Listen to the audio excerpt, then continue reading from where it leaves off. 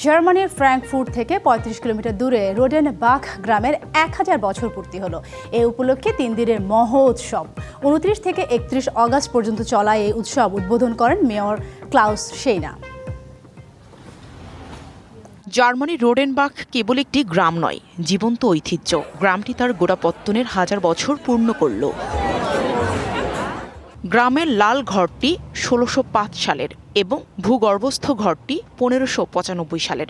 এসব ঘরই গ্রামীণ অনুষ্ঠান, বিশেষত বিয়ে সম্পন্ন হতো। এই ঘরগুলো রোডেনবাখের ইতিহাস বহন করে। দ্বিতীয় বিশ্বযুদ্ধের পর রোডেনবাখের মতো ছোট ছোট গ্রামগুলোতে এখনও জার্মানির প্রাচীন ঐতিহ্য খুঁজে পাওয়া যায়।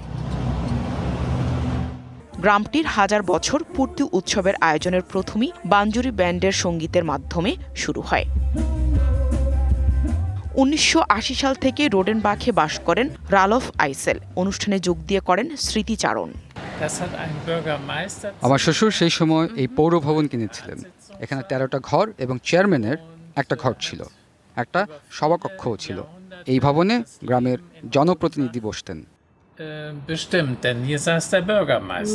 অনুষ্ঠানে ২৪টি খামার, ৬০টি বিশেষ বুথ, শিশুদের জন্য আলাদা আয়োজন, ব্যান্ড ও লোকসঙ্গীতের আয়োজন ছিল। গ্রামটিতে বাস করেন প্রবাসী বাংলাদেশি দেলোয়ার জাহিদ বিপ্লব। তিনি ব্যবসা ও সমাজসেবায় সেখানে সুপরিচিত। রোডেনবাখে অবস্থান করছি আবাসিক হোটেলের কারণে।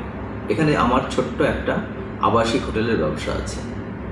সাদা মনের মানুষের অবস্থান এই রোডেনবাখ গ্রামে। আজ রোডেনবাখের ১০০০তম জন্মদিন পালন করতে যাচ্ছে। এখানে ব্যবসা করতে এসে এই জায়গার মানুষের সাথে মিশে গিয়ে আমি নিজেকে অনেক স্বাচ্ছন্দ্য বোধ করছি। রোডেনবাখে বসবাস করেন বাংলাদেশের নির্ঝর আতিক। সেখানে গড়ে তুলেছেন তার ব্যবসা প্রতিষ্ঠান। রোডেনবাখ মোটামুটি 30 kilometre from Frankfurt central hub থেকে আর কি। তো আমার অফিস থেকে like let's say around less than 30 kilometre, half an hour drive. মনে হলো এরিয়াটা দেখে, এরিয়াটা সুন্দর। ফ্র্যাঙ্কফুর্টও নিয়ার বাই এবং বাংলাদেশি কমিউনিটিও আছে এখানে, এবং নিয়ার বাই হানাও একদম, যদি নিয়ার বাই বলি লাইক লেটস সে 10 মিনিটস। তো তখন আস্তে আস্তে এরিয়াটাও ভালো লাগলো, এরিয়াটা আর হাউসের কন্ডিশনটাও ভালো লাগলো দেখে তখন রোডেনবাখ চলে আসে আর কি লাইক লেটস সে। আর লাস্ট ইয়ার কন্ট্রাক্ট সাইন করার পরে এই ইয়ার আমি আর কি রোডেনবাখ মুভ করি আর কি আমার office permanently. DBC news desk.